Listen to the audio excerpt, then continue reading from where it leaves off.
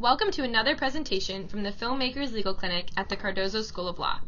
The Filmmakers Legal Clinic provides free legal services to filmmakers and video journalists who are seeking to move the social justice needle. We also provide educational programs and trainings for industry partners. If you're interested in finding out more, please click on the Contact Us button above.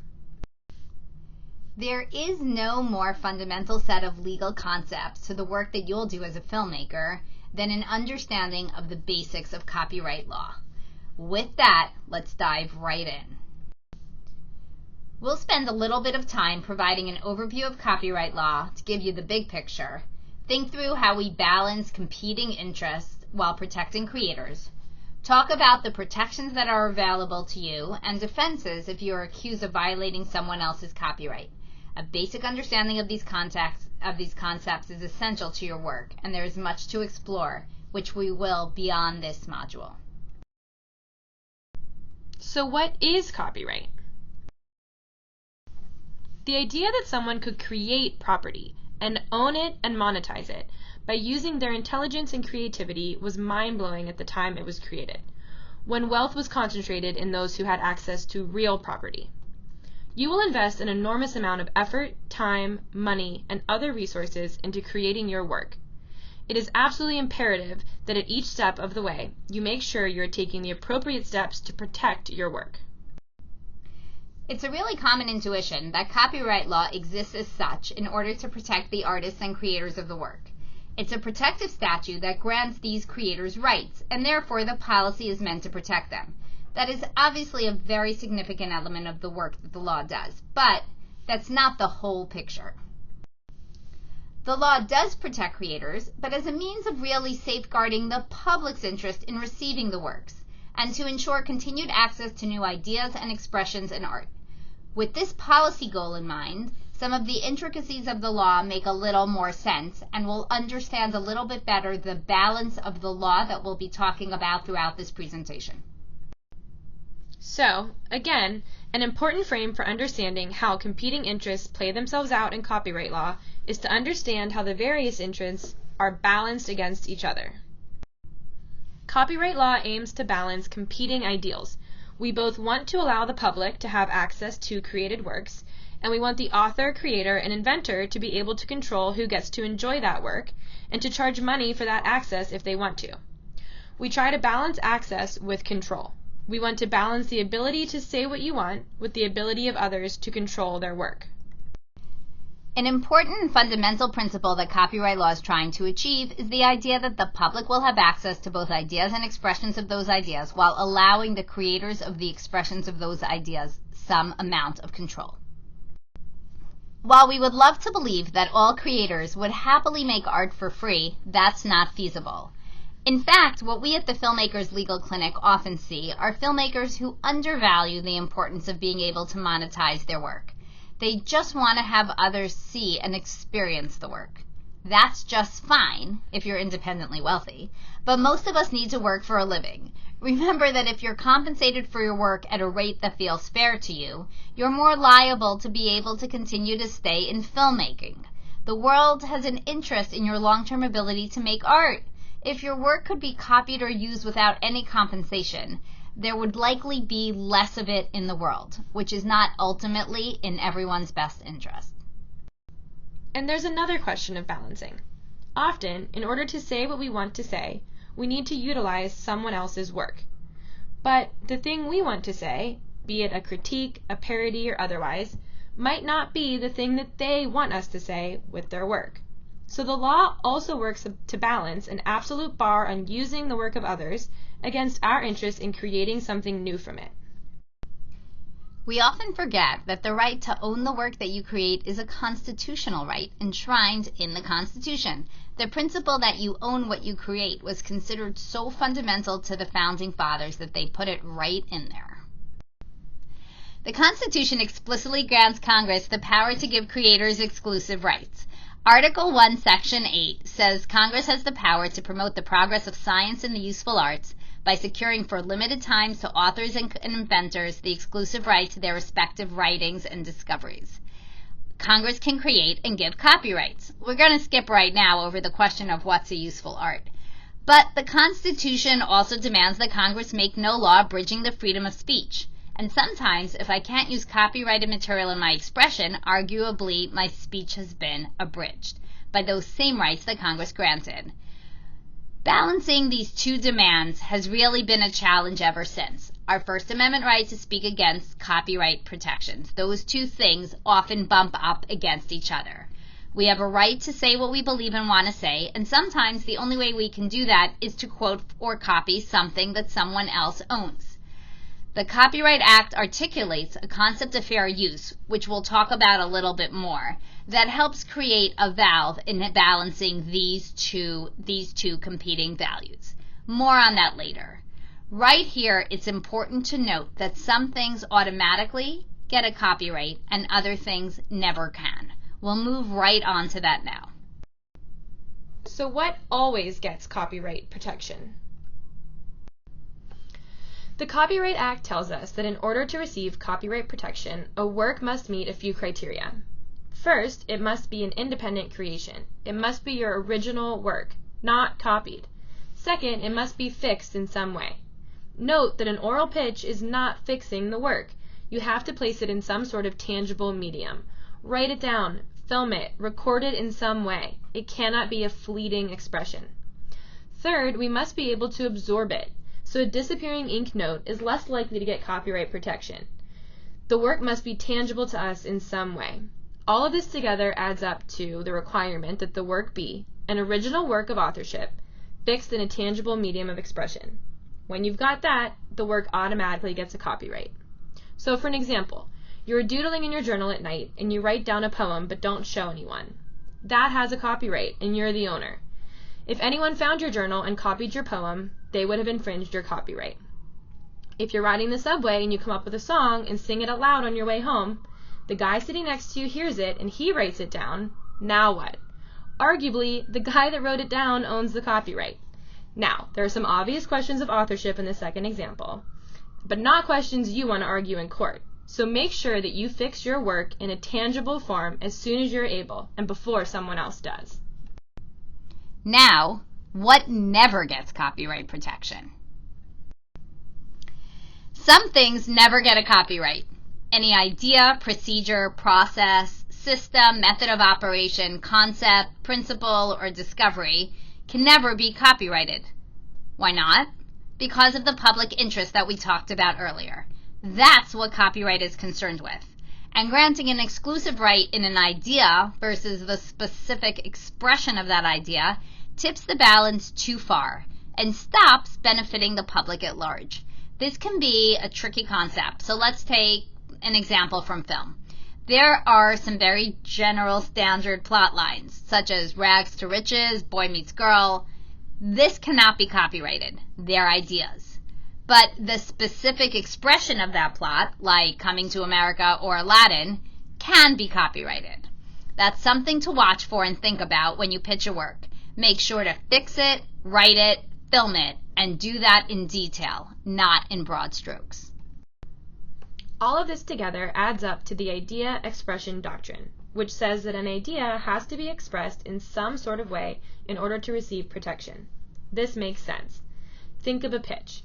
Many rom-coms are some form of an old Friends episode, and those Friends episodes in turn owe quite a lot to other works, and it goes on. So when you pitch something, it's pretty easy for someone to mishear you, or to think, or to say that they did. If you write your pitch down, or if you film it, then it's much easier for you to overcome differences in understanding, or defend against a claim, and convince someone that a work is too similar to what you pitched. We keep drilling down on this because it's really critical to understand. So once your work has a copyright, what do you actually get? The copyright law both provides certain rights for the creators and inventors, and also limits what rights those are. This is back to the Balancing Act that we've been talking about. But we'll start with the protections. There are 5 exclusive rights that are provided to copyright holders under Section 106 of the Copyright Act. And here they are. Section 106 of the Copyright Act grants a copyright holder the exclusive right to these things. They can reproduce the copyrighted work. This includes making copies, making editions, showing the play in multiple cities, and copying the video of your choreography. The copyright owner can always copy the work. Make derivative works based on the copyrighted work. Derivative works are a tricky area, but generally accepted examples include making a film based off of a book or a character compilation for characters in a sprawling fictional world. Distribute copies of the copyrighted work. This is similar to the reproduction right, but it includes the actual distribution of the copies. Perform the copyrighted work publicly. And display the copyrighted work publicly. Remember, the copyright holder has the exclusive right to do these things, meaning that others can't, except, well, sometimes they can. So we will take a look at the defenses shortly, which show when it's legal to use someone else's work. So all those rights we just talked about are granted exclusively to the copyright owner, but other parts of the Copyright Act rein those in. Again, it's a balancing act that we've been talking about all along. The owner gets many rights to control their work, but those rights are not infinite nor eternal. Love might be forever, but a copyright is not. It expires. It exists for a limited term, which is the life of the creator plus 70 years after the creator's death. A second limitation on copyright is what we've talked about before, that idea expression doctrine, that only a tangible fixed expression of an idea is copyrightable. A copyright is also like any other piece of property in that it can be sold, lent, or shared. Once a copyright is sold, the purchaser fully owns it and can now sell, lend, or share it as they please. We're going to take a minute to look at how you would register your copyright to put the world on notice and to provide some protection of these rights in court. Then we'll take a look at the defenses, which show us when it's permissible to use others' work, or when someone else can use your work without your permission. So let's spend a minute on copyright registration, which is the best way to protect your copyright. Of course, it is true that a copyright automatically exists and automatically attaches to your work when you fix it in a tangible medium of expression. That's true even if the copyright is not registered. However, registration is always important.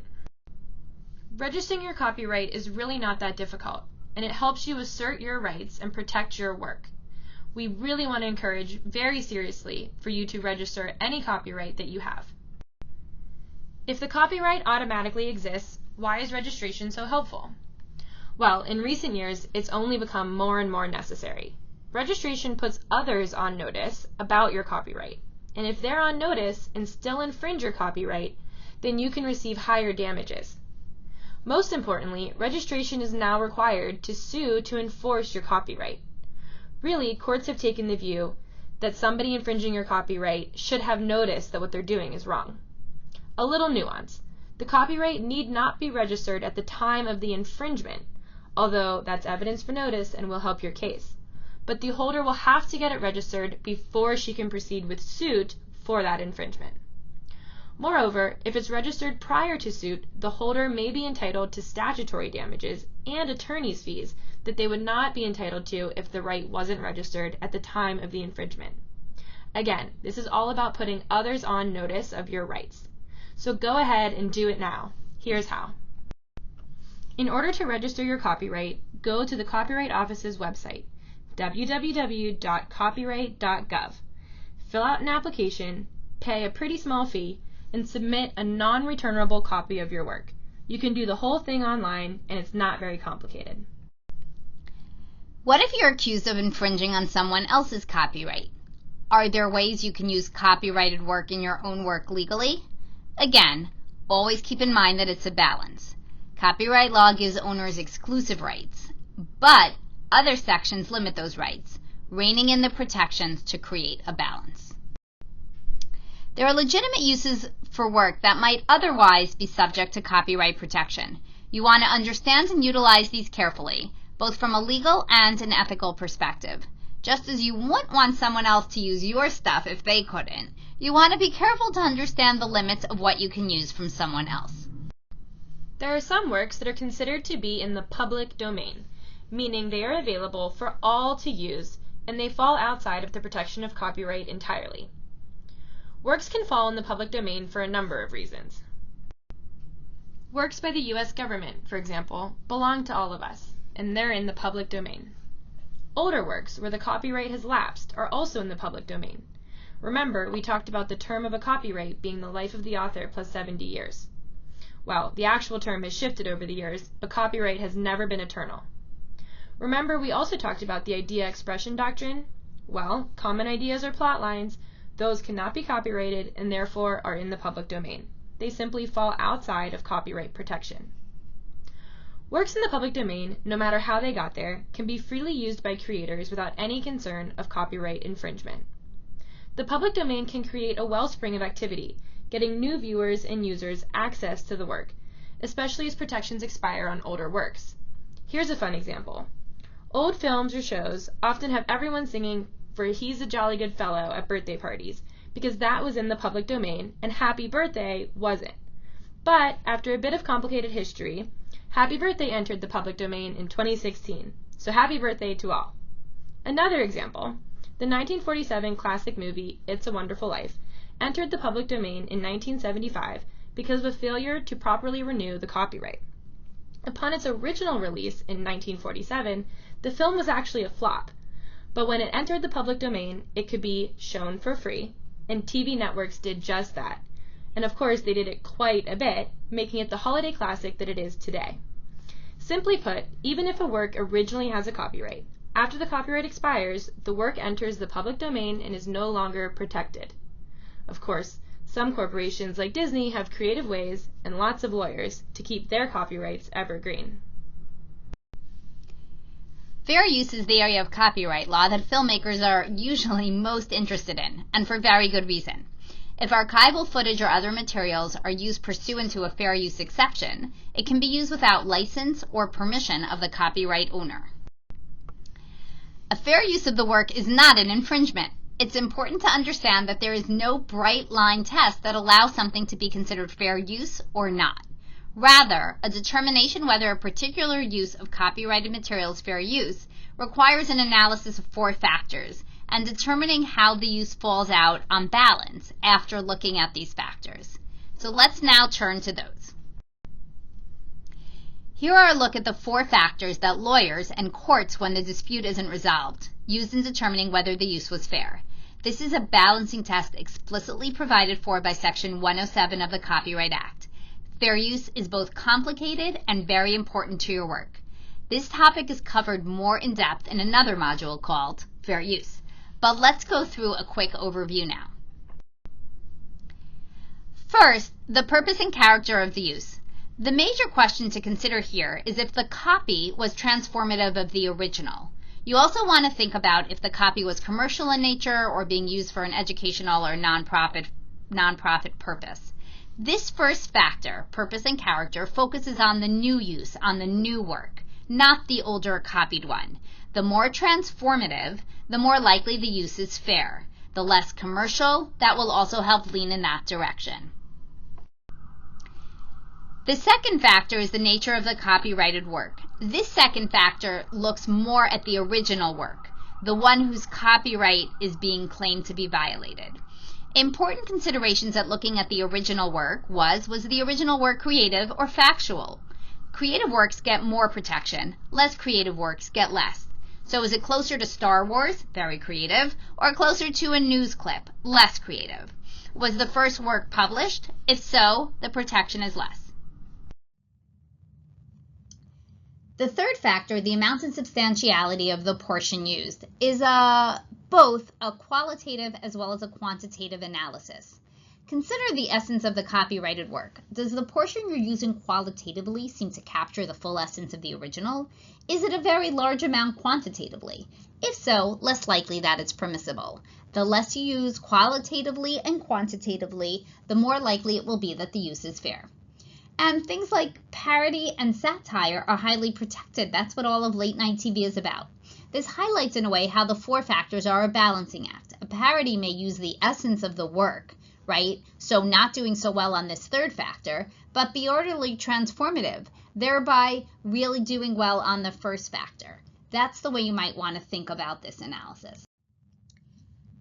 The final factor, effect on the market, helps tie this all together. This factor looks to see if the copy usurps the market of the original work. Taking the parody example, it's unlikely that a parody of a song or a movie or a book will usurp the market for the original, considering it's often poking fun at it and is really something very different. By contrast, taking a book and reading it out loud on a YouTube channel has real potential to usurp the market for that book. That sort of audio book feels much more like a derivative work, which should belong to the original copyright holder. Note that we care about taking its place, not about whether we destroy or ruin the market for the original work, for example, by giving it a bad review. So that's the 4 factors in a nutshell. What you will do is try to weigh each one and balance them against each other. Understandably, this is a somewhat complicated analysis, but it's really important as a filmmaker that you work to understand how these 4 factors are understood and how they play out against each other. Arguably, these complications chill creative copying by artists. Oh, no, I don't want to do this. Contact us. We're delighted to have spent this time together with you. We're committed to building a community of empowered creatives who understand their rights, can protect their own work, and create a more thoughtful, just, and ethical industry. Keep checking this space as we'll update our educational training modules regularly.